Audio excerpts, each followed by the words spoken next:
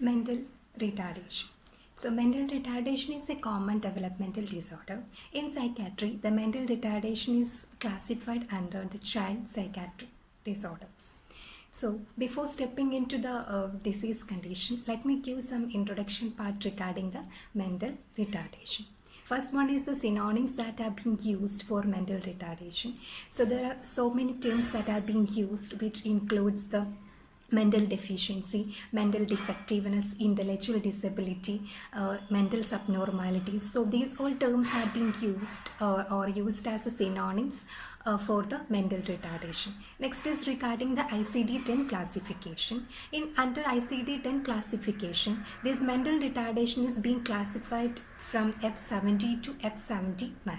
That is, F70 is mild mental retardation, F71 is moderate mental retardation, F72 is severe mental retardation, and F74 is profound mental retardation. Next is the important terms that we should know before understanding the definition. So the first one is the significant sub-average level.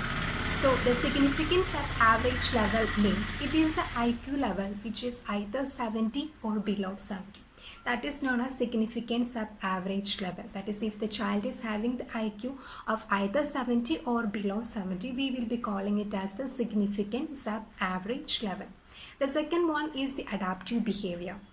So adaptive behavior is known as the social independence as well as the responsibility expected of his age. That is known as adaptive behavior.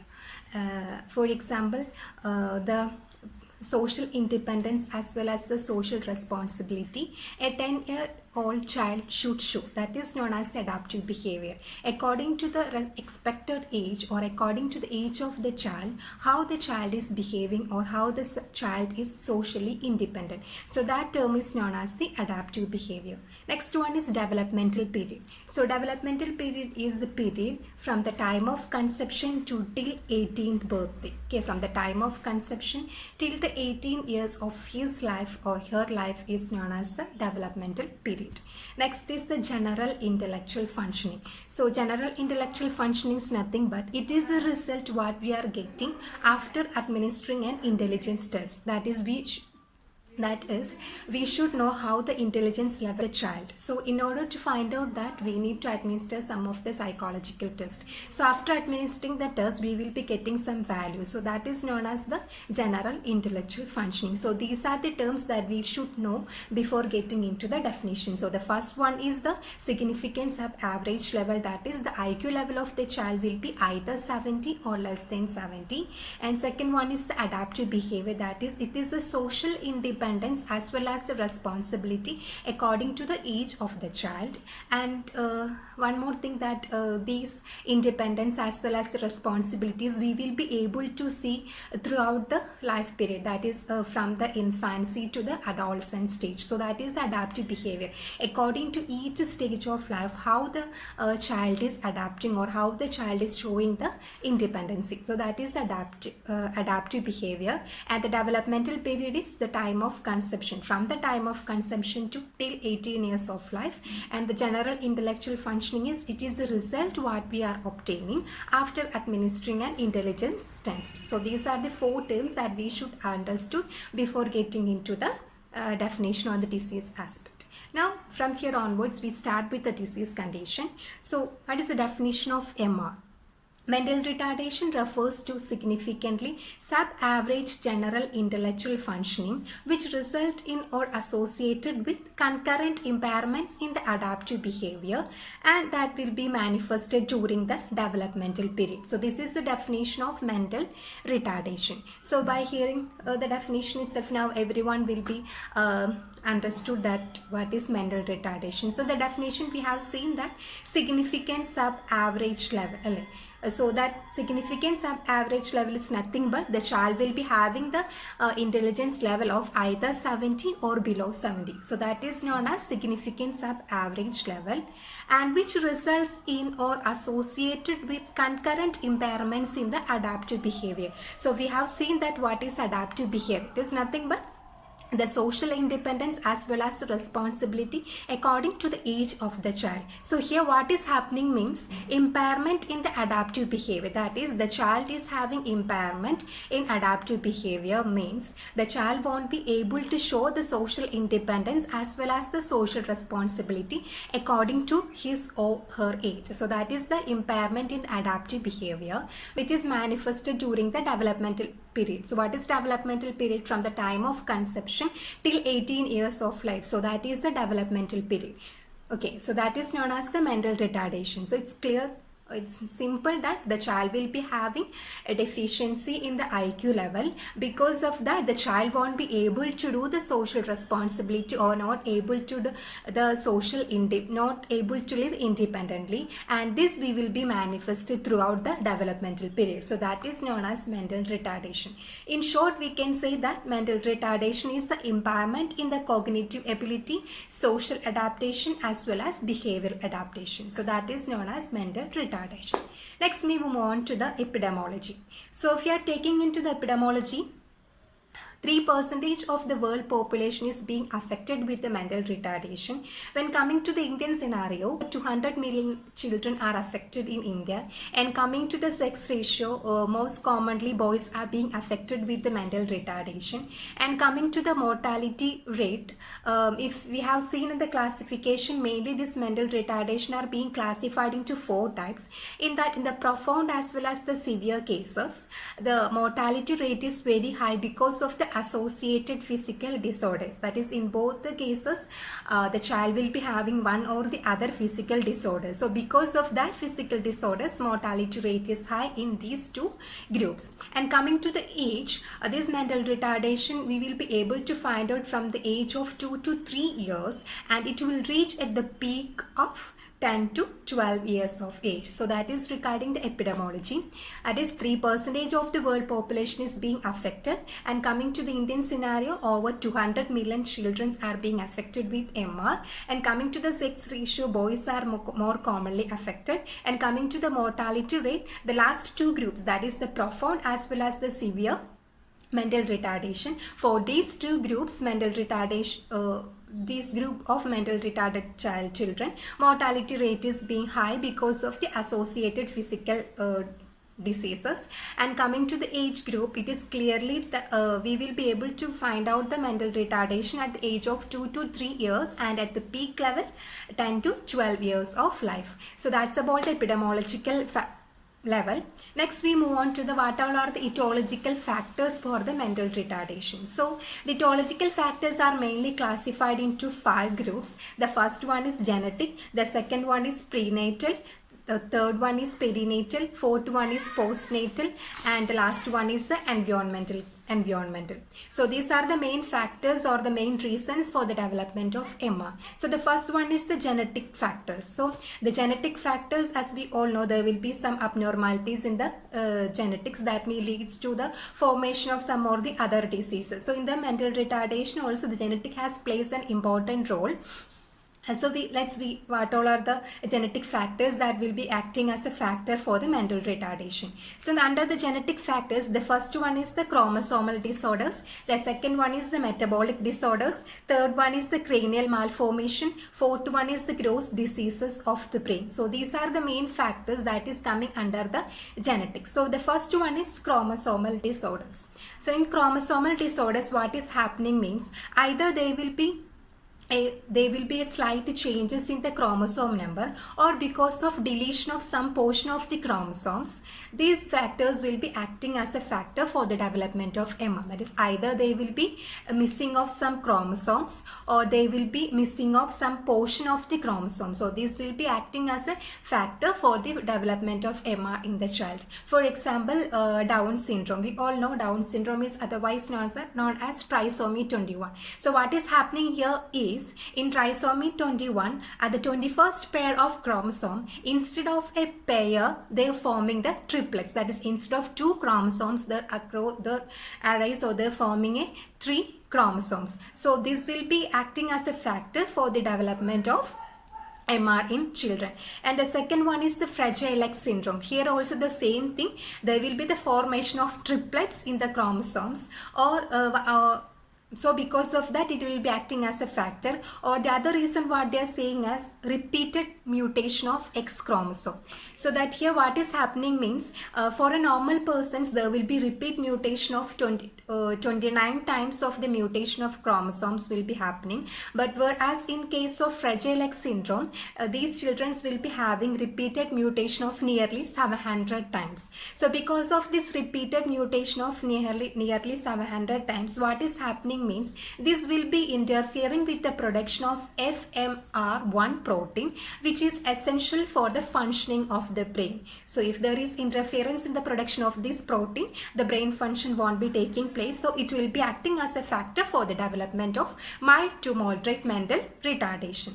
And next one is the cat-cry syndrome. So here also the same thing, there is a deletion of the part in the chromosome number 5. So because of that the proper functioning may not be happening, and this also will be acting as a factor for the development of MR. Also because of this there will be chromosomal aberrations and microcephaly also will be happening in case of cat-cry syndrome. So that also will be acting as a factor for the development of MR. How microcephaly is leading to MR I will be dealing later. Okay. And next example is the Prader-Willi syndrome. So here also the same things happening, that is in the chromosome number 15 some portion of the chromosome number 15 is being deleted. So because of that the normal functioning may not be happening, and this also will be acting as a factor for the development of MR. So these all are the chromosomal abnormalities that are acting as a major factor for the development of MR. Next we can see what all are the metabolic disorders that are being acting as a factor for the development of MR. So that first one is phenylketonuria. So what is happening in the phenylketonuria is the child will be born with an absence of an important enzyme which is responsible for the breakdown of phenylalanine. So if there is no breakdown of phenylalanine, it will be causing for the damage of the brain. Thus, it will be acting as a factor for the development of MR. So that is regarding the phenylketonuria. And other diseases like the Wilson disease, galactosemia also will be acting as a factor. In Wilson's disease, what is happening means there will be cognitive impairment for the children. So what is happen if there is cognitive impairment, it will be acting as a factor for the impairment in the adaptive behavior, and throughout the life it will be manifested. So that is the Wilson disease. The people will, or the children will be having the cognitive impairment, and because of that there will be chances of occurring the mild to moderate MR. And next one is the galactosemia. And galactosemia either because of the high galactose level or because of the low glucose level or because of the both, it will be acting as a factor for the development of mild to moderate mental retardation. So these all are the factors that are acting as a So these all are the factors that are coming under the metabolic disorders, which will be leading as a causative factor for the formation or for the development of MR in children. Next we can see what all are the cranial malformations. So the cranial malformations include the hydrocephaly and the microcephaly. So what is happening in the cranial malformation means in all these malformations it will be blocking the normal flow of fluid in the brain. So if there is blockage in the normal flow of fluid in the brain, it will be creating pressure in the heart, and automatically the damage will be occurring and the child will be end up, or it will be resulting up into the mild to moderate level of mental retardation. So that is regarding the cranial malformation. Nothing but there will be blockage in the normal flow of fluid in the brain. So automatically this will be creating a pressure inside the brain, and it will be acting as a factor for the brain damage as well as injury, and thus it will be resulting into mild to moderate mental retardation. Factor is the gross diseases of the brain. So the gross diseases of the brain, which includes tuberous sclerosis, neurofibromatosis, epilepsy. So these all are the examples that are coming under the gross diseases of the brain. So in all these cases what is happening means there will be growth or the tumor formation in the brain. So the nerves as well as the brain brain functioning will be interrupted, and because of that it will be ending up into the mental retardation. And what is happening in the epilepsy means the nerve cell activities in the brain is disturbed, and automatically the functioning of the brain also will be getting disturbed, and this will be acting as a factor for the development of MR. These all are the factors that are acting as a causes for mental retardation in children, that is coming under the genetics. Next we can see what all are the prenatal causes. So the prenatal causes are again classified into infections, endocrine disorder, physical damage and diseases, and intoxication, and the last one is the placental dysfunction. So these are the prenatal causes that are coming under the metabolic disorders, which will be leading as a causative factor for the formation or for the development of MR in children. Next we can see what all are the cranial malformations. So the cranial malformations include the hydrocephaly and the microcephaly. So what is happening in the cranial malformation means in all these malformations it will be blocking the normal flow of fluid in the brain. So if there is blockage in the normal flow of fluid in the brain, it will be creating pressure in the heart, and automatically the damage will be occurring, and the child will be end up, or it will be resulting up into the mild to moderate level of mental retardation. So that is regarding the cranial malformation. Nothing but there will be blockage in the normal flow of fluid in the brain, so automatically this will be creating a pressure inside the brain, and it will be acting as a factor for the brain damage as well as injury, and thus it will be resulting into mild to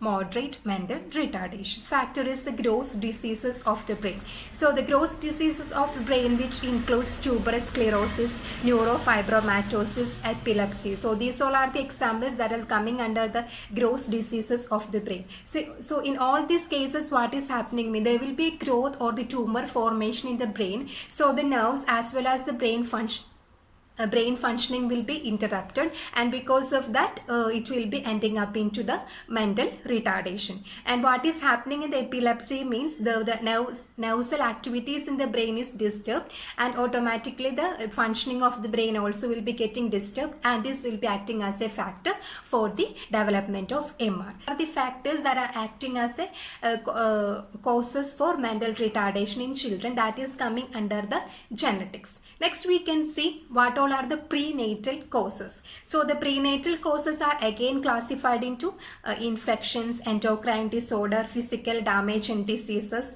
and intoxication, and the last one is the placental dysfunction. So these are the prenatal causes. Okay, so the next cause is the postnatal causes. So the postnatal causes includes the infections. We have seen if the infections are present, it will be having negative effect on the development of the fetus. And second one is accidents. So accidents or injuries that is happening for the child in the very small age itself, it will be severely affecting the brain, and it will be acting as a factor for the development of MR. And also the other important factor is the shaken baby syndrome. We all know if the child is crying, sometimes the parents or the caregivers, they will be lifting up the baby very high, and they will be shaking the baby in order to make the baby to laugh. So the baby will be laughing, but if the process is continuing and if the shaking is of too much speed, what is happening means it will be affecting internally, that is internal bleeding will be occurring, and automatically there will be the brain damage, and this will be acting as a factor for the development of MR in child. And next one is the intoxication in blood. So we have seen the previous itself, if there is blood poisoning, it will be affecting the brain as well as the central nervous system. So the functions will be affected, and if there is, next one is the lead. So what is happening means in the lead, if there is lead poisoning, it will be affecting the function of the brain as well as the central nervous system, and the child, either the child will be ending up into the coma or convulsions, or sometimes even death may occur. So if the child is surviving from this, it will be ending up into the mental retardation. So these all are the postnatal causes. Next one is the environmental and the social factors. So in the environmental and social factors, it includes the cultural deprivation, a low socioeconomic status. Because of the low socioeconomic status, the child won't be able to get the proper nutrition, and so all these factors will be acting as a a cause for the development of MR. Next reason is the environmental and social factors. So environmental and social factors include the cultural deprivation, low socioeconomic status, or inadequate caretakers and child abuse. All these factors will be acting as a factor for the development of MR. So what is happening means the low socioeconomic status, that the parents won't be able to give the proper nutrition, so there will be a growth retardation and it will be ending up into the MR. And also in case of there is no adequate caretakers, the child won't be get the proper training, so because of that also the child may end up into the mild or the moderate mental retardation. So these all are the reasons that are being acting for the development of MR. So we have seen the different reasons. The first one is the genetic, under genetics, the chromosomal disorders, metabolic disorders, cranial malformation and gross diseases of the brain are coming. And next one is the prenatal causes. So prenatal causes, we have seen the presence of infections or intoxication of the drugs, lead or alcohol, and endocrine disorders, then presence of physical diseases as well as injuries and the placental dysfunction. And next one is the perinatal causes. We have seen that birth asphyxia, prolonged birth kernicterus as well as the instrumental delivery. And the postnatal causes, we have seen the presence of infection, then presence of lead poisoning as well as the accidents. And the last one is the environmental and social factors, in that the cultural deprivation, low socioeconomic status, inadequate caretakers as well as the child abuse. Okay, so next we can see how the classification of MR, that is how the MR is being classified. So the mental retardation is being classified into 4 types according to the IQ level, that is intelligent quotient level. So how this intelligent quotient is calculated means the IQ is equal to mental age divided by chronological age into 100. So that is the equation for IQ, that is mental age divided by chronological age into 100. So what is mental age means? It is a value that we are getting after administering an intelligence test. That is, we need to find out how much is the intelligence level of the child. So in order to find out the mental age, we will be administering some test. So what is the value that we are getting from that test? That is known as the mental age. And second one is the chronological age, that is this age from the birth of the child. So that is the chronological age into 100. So if you are calculating this, we will be getting the IQ. So based on the IQ level, we will be classifying this mental retardation into 4 types, that is mild mental retardation, moderate mental retardation, severe mental retardation and the profound mental retardation. So the first one is mild mental retardation. So in the mild mental retardation, the IQ level is ranging from 51 to 70. So that is the IQ level of mild mental retarded group, and this group will be calling as educable group. And the second one is the moderate mental retardation. So here the IQ level is ranging from 36 to 50. So that is the range group, 36 to 50, and this group we will be calling as the trainable group. And the third one is the severe mental retardation, and it's ranging from 20 to 35, that is this group a dependent group. And the last one is the profound mental retardation, that is the IQ level will be less than 20, and this group are the life support group. So these are the 4 classification of mental retardation. This mild mental retardation, the IQ level is from 51 to 70. Moderate mental retardation, the IQ level is from 36 to 50. Severe mental retardation, the IQ level is from 20 to 35. And the profound mental retardation, the IQ level is below 20. So these are the main 4 classification of the mental retardation. So the first one is the mild mental retardation.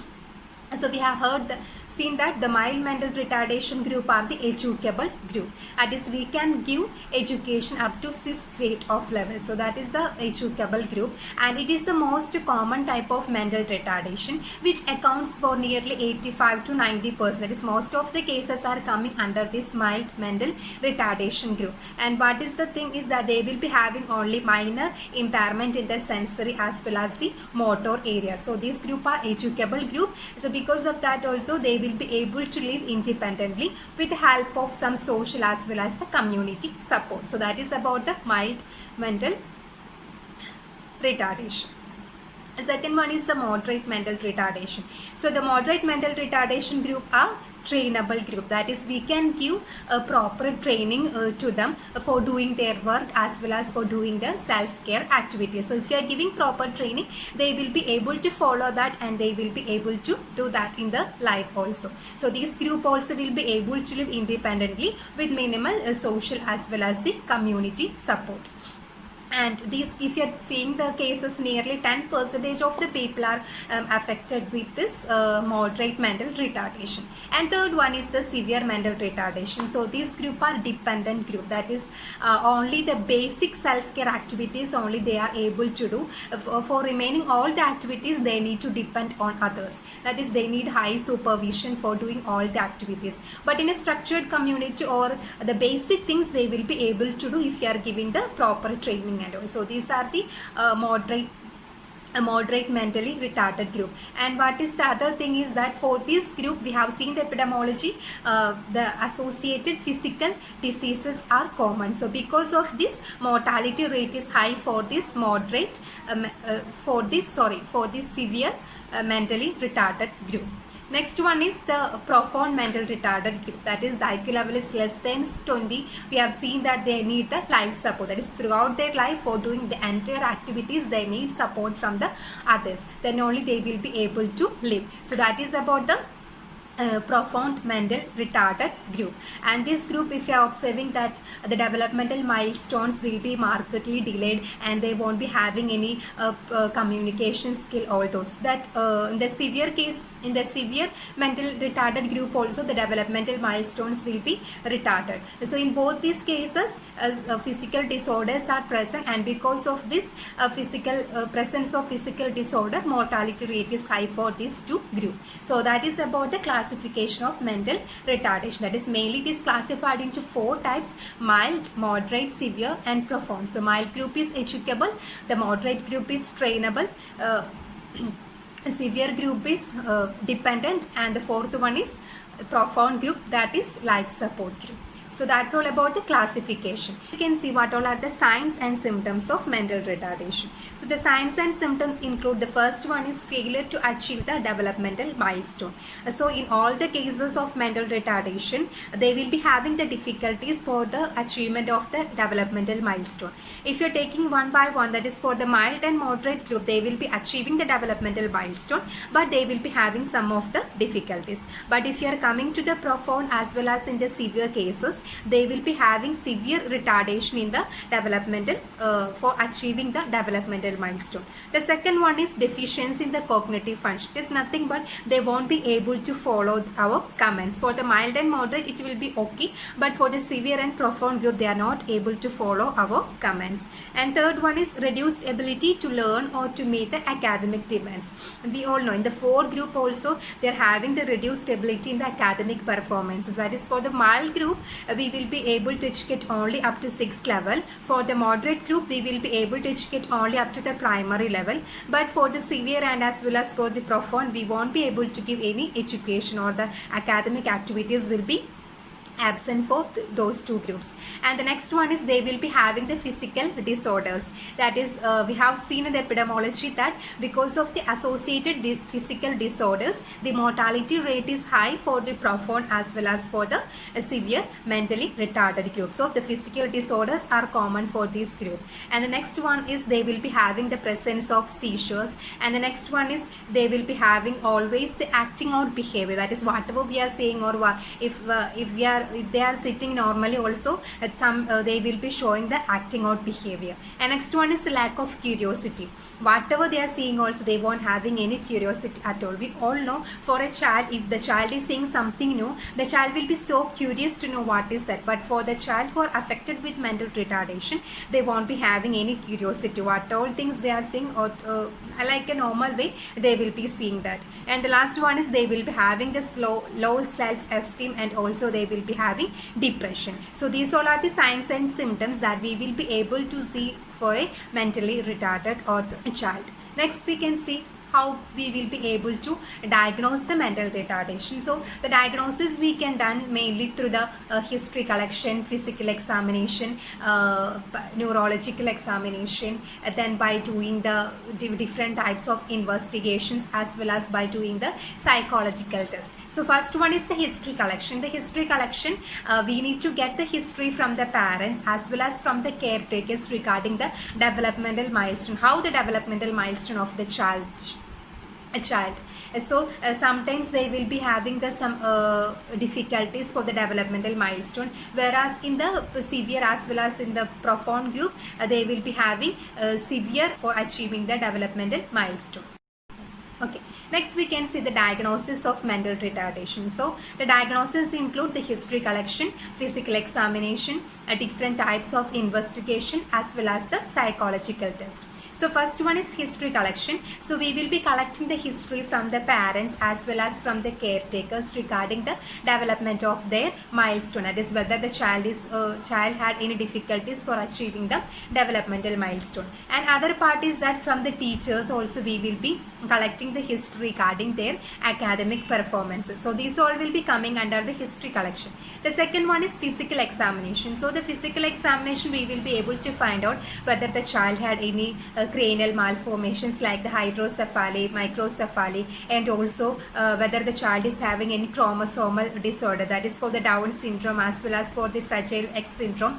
That is the child will be having some of the characteristic features. So through the physical examination, that also we will be able to find out. Next one is different investigation. That is through the investigation also we will be able to find out some of the abnormalities. Mainly we can do for the blood as well as urine culture in order to find out whether there is the presence of any metabolic disorder, and we can go for aminosynthesis in order to find out the presence of any chromosomal disorders, and we can go for EEG if the seizures are present, and we can go for the thyroid function test if cretinism is suspecting for the child. So through all these investigations we will be able to rule out the mental retardation.